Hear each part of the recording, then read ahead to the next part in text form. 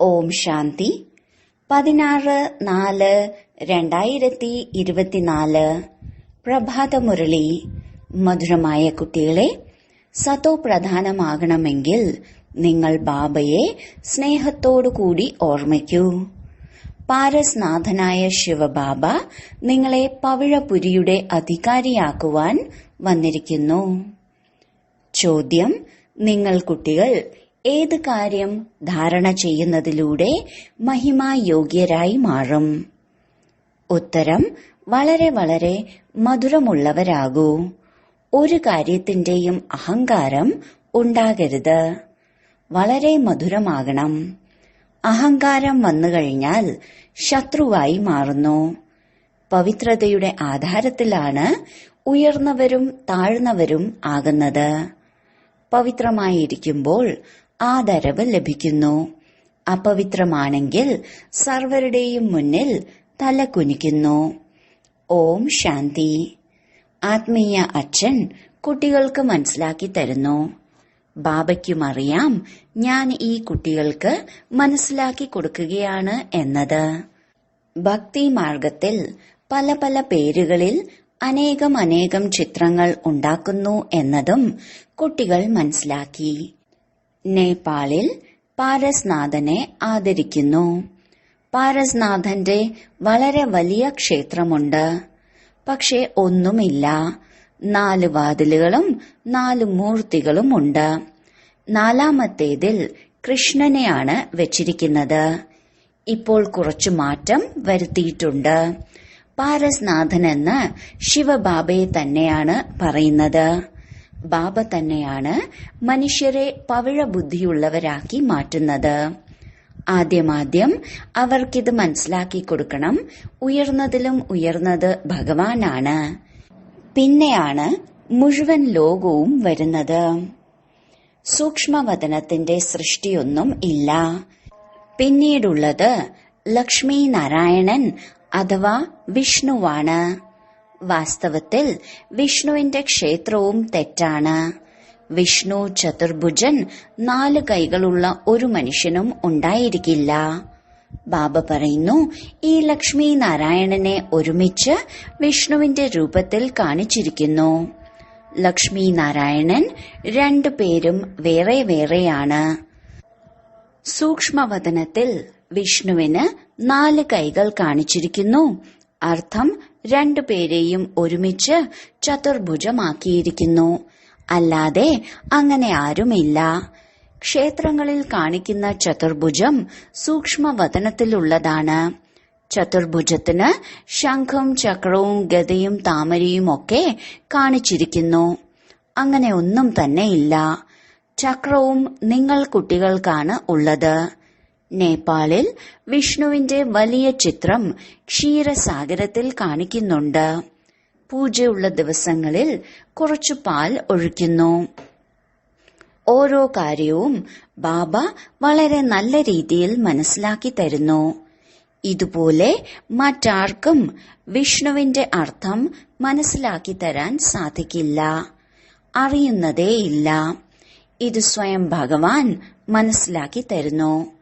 ശിവബാബയെയാണ് ഭഗവാൻ എന്ന് പറയുന്നത്. ഒന്ന് തന്നെയാണ്. പക്ഷെ ഭക്തി മാർഗത്തിലുള്ളവർ അനേകം പേരുകൾ നൽകിയിരിക്കുന്നു. നിങ്ങളിപ്പോൾ അനേകം പേരുകൾ ഒന്നും പറയുന്നില്ല. ഭക്തിമാർഗത്തിൽ വളരെയധികം കഷ്ടതകൾ അനുഭവിക്കുന്നു. നിങ്ങളും അനുഭവിച്ചു. ഇപ്പോൾ നിങ്ങൾ ക്ഷേത്രങ്ങളൊക്കെ കാണുമ്പോൾ അതിനെക്കുറിച്ച് നിങ്ങൾ മനസ്സിലാക്കി കൊടുക്കും. ഉയർന്നതിലും ഉയർന്നത് ഭഗവാനാണ്. സുപ്രീം സോൾ നിരാകാരനായ പരമപിത പരമാത്മാവാണ്. ആത്മാവ് ശരീരത്തിലൂടെ വിളിക്കുന്നു, അല്ലയോ പരമപിതാവേ എന്ന്. ജ്ഞാനസാഗരനെന്നും സുഖത്തിന്റെ സാഗരനെന്നും മഹിമയുണ്ട്. ഭക്തിമാർഗത്തിൽ ഒന്നിന് അനേകം ചിത്രങ്ങളുണ്ട്. ജ്ഞാനമാർഗത്തിൽ ജ്ഞാനസാഗരൻ ഒരാൾ തന്നെയാണ്. ബാബ തന്നെയാണ് പതീത പാവനനും സർവരുടെയും സദ്ഗതി ദാതാവും. മുഴുവൻ ചക്രവും നിങ്ങളുടെ ബുദ്ധിയിലുണ്ട്. ഉയർന്നതിലും ഉയർന്നത് പരമാത്മാവാണ്. ബാബയെക്കുറിച്ച് തന്നെയാണ് പറയുന്നത്. സ്മരിച്ച് സ്മരിച്ച് സുഖം നേടൂ. അർത്ഥം, ഒരു ബാബയെ തന്നെ ഓർമ്മിക്കൂ അല്ലെങ്കിൽ സ്മരിക്കൂ. അപ്പോൾ ശരീരത്തിന്റെ വേദനകൾ എല്ലാം ഇല്ലാതാകും. പിന്നെ ജീവൻ മുക്തി പദവി നേടൂ. ഇത് ജീവൻ മുക്തിയല്ലേ? ബാബയിൽ നിന്ന് ഈ സുഖത്തിന്റെ സമ്പത്ത് ലഭിക്കുന്നു. ഇദ്ദേഹം മാത്രമല്ല നേടുന്നത്, രാജധാനിയും തീർച്ചയായും ഉണ്ടായിരിക്കുമല്ലോ. അർത്ഥം, ബാബ രാജധാനി സ്ഥാപിച്ചുകൊണ്ടിരിക്കുകയാണ്. സത്യയുഗത്തിൽ രാജാവും റാണിയും പ്രജകളും സർവരും ഉണ്ടായിരിക്കും. നിങ്ങൾ ജ്ഞാനം നേടിക്കൊണ്ടിരിക്കുന്നു. അപ്പോൾ ഉയർന്ന കുലത്തിൽ പോയി ജന്മമെടുക്കും. വളരെയധികം സുഖം ലഭിക്കുന്നു. അതെപ്പോൾ സ്ഥാപിക്കപ്പെടുന്നുവോ അപ്പോൾ അപവിത്രമായ ആത്മാക്കൾ ശിക്ഷകൾ അനുഭവിച്ച് തിരികെ പോകുന്നു. അവരവരുടെ സെക്ഷനുകളിൽ പോയിരിക്കും. എല്ലാ ആത്മാക്കളും താഴേക്ക് വരാൻ തുടങ്ങിയാൽ പിന്നെ വൃദ്ധി ഉണ്ടായിക്കൊണ്ടിരിക്കും. മുകളിൽ നിന്നും എങ്ങനെയാണ് വരുന്നത് എന്നത് ബുദ്ധിയിൽ ഉണ്ടായിരിക്കണം. 2 ഇലകൾക്ക് പകരം 10 ഇലകൾ ഒരുമിച്ച് വരുന്നില്ല. നിയമമനുസരിച്ച് ഇലകൾ ഉണ്ടാകുന്നു. ഇത് വളരെ വലിയ വൃക്ഷമാണ്. ഒരു ദിവസം കൊണ്ട് ലക്ഷങ്ങളുടെ വൃദ്ധിയുണ്ടാകുന്നതായി കാണിക്കുന്നുണ്ട്. ഉയർന്നതിലും ഉയർന്നത് ഭഗവാനാണ്. പതിത പാവനനും ദുഃഖത്തെ ഇല്ലാതാക്കി സുഖം നൽകുന്നവനും ആ ഒരാൾ തന്നെയാണ് എന്നത് മനസ്സിലാക്കി കൊടുക്കണം. ദുഃഖിതരായിരിക്കുന്ന പാർട്ടുധാരികൾക്കെല്ലാം വന്ന് സുഖം നൽകുന്നു. ദുഃഖം നൽകുന്നവൻ രാവണനാണ്. ബാബ വന്നിരിക്കുകയാണ് എന്നത് മനുഷ്യർ അറിയുന്നതേയില്ല. ധാരാളം പേർ മനസ്സിലാക്കി പിന്നെ പുറത്തു പോകുന്നു. കുളിച്ചു കുളിച്ച് കാൽ വഴുതി വെള്ളത്തിനടിയിലേക്ക് പോകുന്നത് പോലെ. ബാബ അനുഭവിയാണല്ലോ. ഇത് വിഷയസാഗരമാണ്. ബാബ നിങ്ങളെ ക്ഷീരസാഗരത്തിലേക്ക് കൊണ്ടുപോകുന്നു. എന്നാൽ മായയാകുന്ന മുതല നല്ല നല്ല മഹാരഥികളെയും വിഴുങ്ങിക്കളയുന്നു. ജീവിച്ചിരിക്കെ തന്നെ ബാബയുടെ അടുത്ത് നിന്ന് മരിച്ച് രാവണന്റെ അടുത്തേക്ക് പോകുന്നു. അർത്ഥം, മരിച്ചു പോകുന്നു. നിങ്ങൾ കുട്ടികളുടെ ബുദ്ധിയിലുണ്ട് ഉയർന്നതിലും ഉയർന്നത് ബാബയാണ്. പിന്നെ രചന രചിക്കുന്നു. ചരിത്രവും ഭൂമിശാസ്ത്രവും ഒന്നും സൂക്ഷ്മവതനത്തിന്റേതല്ല. എന്നാൽ സൂക്ഷ്മവതനത്തിൽ പോകുന്നുണ്ട്, സാക്ഷാത്കാരം ലഭിക്കുന്നുണ്ട്. അവിടെ ചതുർഭുജത്തെ കാണുന്നു. ചിത്രങ്ങളിൽ ഇല്ല. അത് ബുദ്ധിയിലുണ്ട് എങ്കിൽ തീർച്ചയായും സാക്ഷാത്കാരം ഉണ്ടാകും. എന്നാൽ അങ്ങനെയുള്ള വസ്തുവൊന്നുമില്ല. ഇത് ഭക്തി മാർഗത്തിന്റെ ചിത്രമാണ്. ഇപ്പോഴും ഭക്തി മാർഗം നടന്നുകൊണ്ടിരിക്കുന്നു. ഭക്തി മാർഗം പൂർത്തിയാകുമ്പോൾ ഈ ചിത്രങ്ങളൊന്നും ഉണ്ടായിരിക്കില്ല. സ്വർഗത്തിൽ ഈ കാര്യങ്ങളെല്ലാം മറന്നുപോകും. ഇപ്പോൾ ബുദ്ധിയിലുണ്ട് ഈ ലക്ഷ്മി നാരായണൻ ചതുർഭുജത്തിന്റെ 2 രൂപങ്ങളാണ് എന്നത്. ലക്ഷ്മി നാരായണന്റെ പൂജ അർത്ഥം ചതുർഭുജത്തിന്റെ പൂജ. ലക്ഷ്മി നാരായണന്റെ ക്ഷേത്രം അല്ലെങ്കിൽ ചതുർഭുജത്തിന്റെ ക്ഷേത്രമായാലും കാര്യം ഒന്നു തന്നെയാണ്. ഈ 2 പേരുടെയും ജ്ഞാനം മറ്റാർക്കും ഇല്ല. ഈ ലക്ഷ്മി നാരായണന്റെ രാജ്യമാണ് എന്നത് നിങ്ങൾ അറിയുന്നുണ്ട്. വിഷ്ണുവിന്റെ രാജ്യം എന്ന് പറയില്ല. ഇവർ പാലിക്കുകയും ചെയ്യുന്നു. മുഴുവൻ വിശ്വത്തിന്റെ അധികാരിയാണ്. അപ്പോൾ വിശ്വത്തിന്റെ പാലനയും അവർ ചെയ്യും. ശിവഭഗവാനു വാച, ഞാൻ നിങ്ങളെ രാജയോഗം പഠിപ്പിക്കുന്നു. സ്വയം ആത്മാവാണ് എന്ന് മനസ്സിലാക്കി ബാബയെ ഓർമ്മിക്കൂ. എങ്കിൽ ഈ യോഗ അഗ്നിയിലൂടെ വികർമ്മം വിനാശമാകും. വിശദമായി മനസ്സിലാക്കേണ്ടതുണ്ട്. പറയൂ, ഇതും ഗീതയാണ്. ഗീതയിൽ കേവലം കൃഷ്ണന്റെ പേരാണ് എഴുതിയിരിക്കുന്നത്. ഇത് തെറ്റാണ്. സർവരെയും നിന്ദിച്ചു. അതുകൊണ്ടാണ് ഭാരതം തമോ പ്രധാനമായി മാറിയത്. ഇപ്പോൾ കലിയുഗി ലോകത്തിന്റെ അവസാനമാണ്. ഇതിനെ തമോ പ്രധാനമായ അയൺ ഏജ് എന്നാണ് പറയുന്നത്. സതോ പ്രധാനമായിരുന്നവർ തന്നെയാണ് 84 ജന്മം എടുത്തത്. തീർച്ചയായും ജനന മരണത്തിൽ വരണം. പൂർണമായും 84 ജന്മമെടുക്കുമ്പോൾ പിന്നെ ബാബയ്ക്ക് വരേണ്ടി വരുന്നു. ആദ്യ നമ്പറിൽ ഒരാളുടെ കാര്യമല്ല, ഇവരുടെ രാജധാനി മുഴുവൻ ഉണ്ടായിരുന്നുവല്ലോ. പിന്നെ തീർച്ചയായും ഉണ്ടാവുകയും വേണം. ബാബ സർവർക്കും വേണ്ടി പറയുന്നു, സ്വയം ആത്മാവാണെന്ന് മനസ്സിലാക്കൂ, ബാബയെ ഓർമ്മിക്കൂ. അപ്പോൾ യോഗ അഗ്നിയിലൂടെ പാപം ഇല്ലാതാകും. കാമചിത്തയിലിരുന്ന് സർവരും കറുത്തുപോയിരിക്കുന്നു. എങ്ങനെ കറുത്തതിൽ നിന്നും വെളുത്തതാകും? അത് ബാബ തന്നെയാണ് പഠിപ്പിക്കുന്നത്. കൃഷ്ണന്റെ ആത്മാവ് തീർച്ചയായും പല പല രൂപങ്ങൾ എടുത്തിട്ടുണ്ടാകും. ലക്ഷ്മി നാരായണനായിരുന്നവർക്ക് തന്നെയാണ് 84 ജന്മങ്ങൾക്ക് ശേഷം വീണ്ടും അത് ആകേണ്ടത്. അങ്ങനെ അദ്ദേഹത്തിന്റെ വളരെ ജന്മങ്ങളുടെ അന്തിമത്തിൽ ബാബ വന്ന് പ്രവേശിക്കുന്നു. അപ്പോൾ അവർ സതോ പ്രധാന വിശ്വത്തിന്റെ അധികാരി ആകുന്നു. നിങ്ങളിലും പാരസ്നാഥനെയും ശിവനെയും പൂജിക്കുന്നു. തീർച്ചയായും അവരെ ശിവൻ തന്നെയാണ് അങ്ങനെ പാരസ്നാഥനാക്കിയിട്ടുള്ളത്. ടീച്ചറും ആവശ്യമാണല്ലോ അല്ലേ? ബാബ ജ്ഞാനസാഗരനാണ്. സതോ പ്രധാന പാരസ്നാഥനാകണമെങ്കിൽ ബാബയെ വളരെ സ്നേഹത്തോടെ ഓർമ്മിക്കൂ.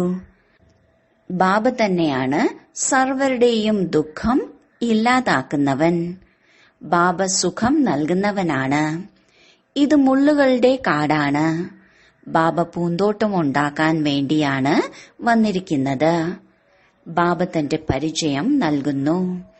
ഞാൻ ഈ സാധാരണ വൃദ്ധ ശരീരത്തിൽ പ്രവേശിക്കുന്നു. ഇദ്ദേഹത്തിന് തന്റെ ജന്മങ്ങളെക്കുറിച്ച് അറിയില്ലായിരുന്നു. ഭഗവാനുവാച, ഞാൻ നിങ്ങളെ രാജയോഗം പഠിപ്പിക്കുന്നു. ഇത് ഈശ്വരീയ യൂണിവേഴ്സിറ്റിയാണ്.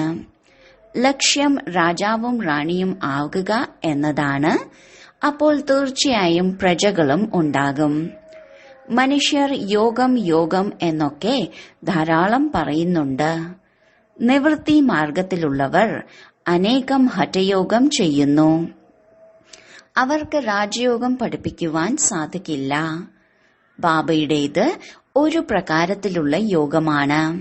സ്വയം ആത്മാവാണെന്ന് മനസ്സിലാക്കി അച്ഛനായ എന്നെ ഓർമ്മിക്കൂ. 84 ജന്മം പൂർത്തിയാക്കി ഇപ്പോൾ തിരികെ വീട്ടിൽ പോകണം. ഇപ്പോൾ പാവനമാകണം. ഒരു ബാബയെ ഓർമ്മിക്കൂ, ബാക്കി സർവ്വതും ഉപേക്ഷിക്കൂ. അങ്ങ് വരികയാണെങ്കിൽ ഞങ്ങൾ അങ്ങയോടൊപ്പമേ കൂട്ടുകൂടൂ എന്ന് നിങ്ങൾ ഭക്തിമാർഗത്തിൽ പാടിയിരുന്നു. അപ്പോൾ തീർച്ചയായും ബാബയിൽ നിന്ന് സമ്പത്ത് ലഭിച്ചിരുന്നുവല്ലോ. പകുതി കൽപ്പം സ്വർഗമാണ്, പിന്നെ നരകം, രാവണ രാജ്യം ആരംഭിക്കുന്നു. അങ്ങനെ അങ്ങനെ മനസ്സിലാക്കി കൊടുക്കണം. സ്വയം ദേഹമാണെന്ന് വിചാരിക്കരുത്. ആത്മാവ് അവിനാശിയാണ്. ആത്മാവിൽ തന്നെയാണ് മുഴുവൻ പാർട്ടും അടങ്ങിയിട്ടുള്ളത്. അത് നിങ്ങൾ അഭിനയിക്കുന്നു.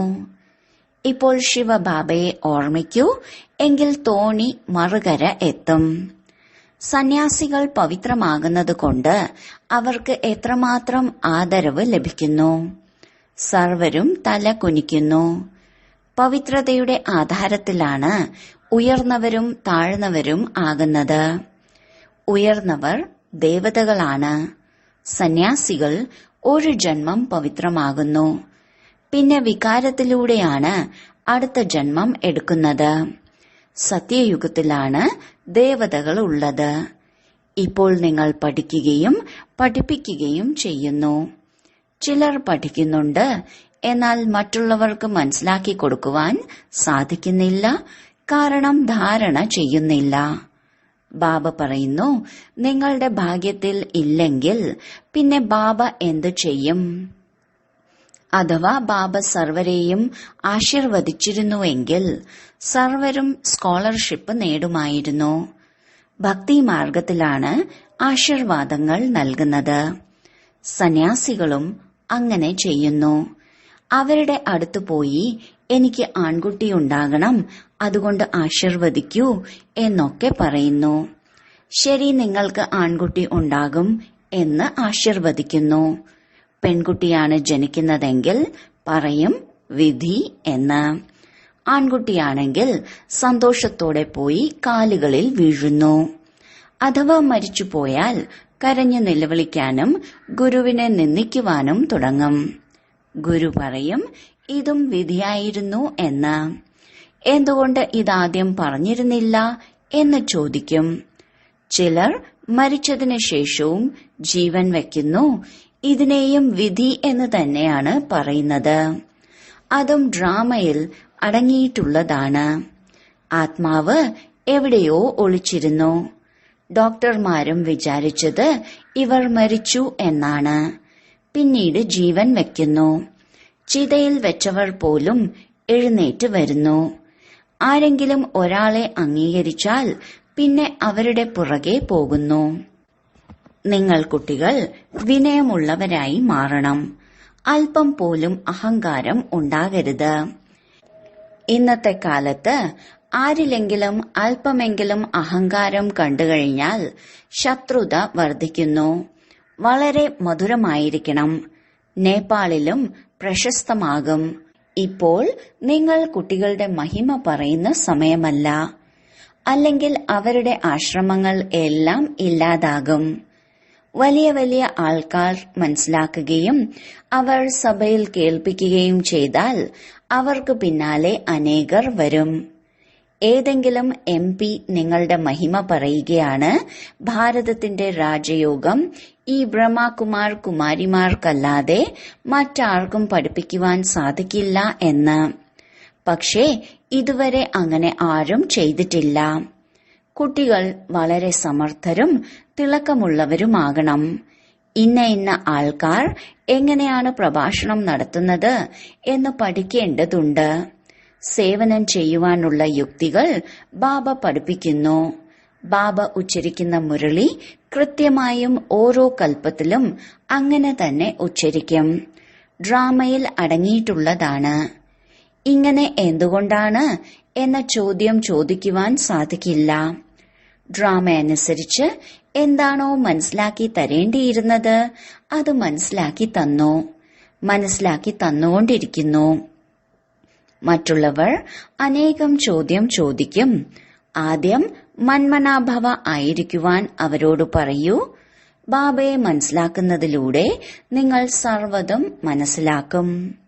ശരി, വളരെ കാലത്തെ വേർപാടിന് ശേഷം തിരിച്ചു കിട്ടിയ മധുരമധുരമായ ഓമന സന്താനങ്ങൾക്ക് മാതാവും പിതാവുമായ ബാബ്ദാദയുടെ സ്നേഹസ്മരണകളും പുലർക്കാല വന്ദനവും. ആത്മീയ പിതാവിന്റെ ആത്മീയ കുട്ടികൾക്ക് നമസ്കാരം. ധാരണയ്ക്കുള്ള മുഖ്യസാരം: 1. സേവനത്തിന്റെ യുക്തികൾ പഠിച്ച് വളരെ വളരെ സമർത്ഥരും തിളക്കമുള്ളവരും ആകണം. ധാരണ ചെയ്ത് പിന്നെ മറ്റുള്ളവരെ കൊണ്ടും ചെയ്യിക്കണം. പഠിത്തത്തിലൂടെ തന്റെ ഭാഗ്യം സ്വയം തന്നെ ഉണ്ടാക്കണം. 2. ഏത് കാര്യത്തിലും അല്പം പോലും അഹങ്കാരം കാണിക്കരുത്. വളരെ വളരെ മധുരവും വിനയമുള്ളവരും ആകണം. മായയാകുന്ന മുതലയിൽ നിന്ന് സ്വയത്തെ രക്ഷിക്കണം. വരദാനം: കഴിഞ്ഞുപോയതിനെ ശ്രേഷ്ഠവിധിയിലൂടെ അവസാനിപ്പിച്ച് ഓർമ്മയുടെ സ്വരൂപമായി മാറുന്ന പദവിയോടുകൂടി പാസ്സാകുന്നവരായി ഭവിക്കട്ടെ. കഴിഞ്ഞത് കഴിഞ്ഞു. അത് നടക്കുക തന്നെ വേണമായിരുന്നു. സമയവും ദൃശ്യവുമെല്ലാം കടന്നുപോകും. പക്ഷേ പാസ് വിത്ത് ഓണറായി ഓരോ സങ്കല്പം അല്ലെങ്കിൽ സമയത്തെ കടത്തിവിടൂ. അതായത് കഴിഞ്ഞു പോയതിനെ സ്മൃതിയിലേക്ക് വരുമ്പോൾ തന്നെ ആഹാ ആഹാ എന്ന വാക്ക് ഹൃദയത്തിൽ നിന്ന് വരുന്ന വിധത്തിൽ കഴിഞ്ഞു പോയതിനെ അത്രയും ശ്രേഷ്ഠമായ വിധിയിലൂടെ അവസാനിപ്പിക്കൂ. മറ്റാത്മാക്കൾ താങ്കളുടെ കഴിഞ്ഞുപോയ കഥയിൽ നിന്നും പാഠം പഠിക്കട്ടെ. താങ്കളുടെ കഴിഞ്ഞുപോയത് ഓർമ്മ ചിഹ്നമായി മാറുമ്പോൾ കീർത്തനം അല്ലെങ്കിൽ കീർത്തി പാടിക്കൊണ്ടിരിക്കും. സ്ലോഗൻ: സ്വമംഗളത്തിന്റെ ശ്രേഷ്ഠ പ്ലാൻ ഉണ്ടാക്കൂ, അപ്പോൾ വിശ്വസേവന കാര്യത്തിന് സകാശ് ലഭിക്കും. ഓം ശാന്തി.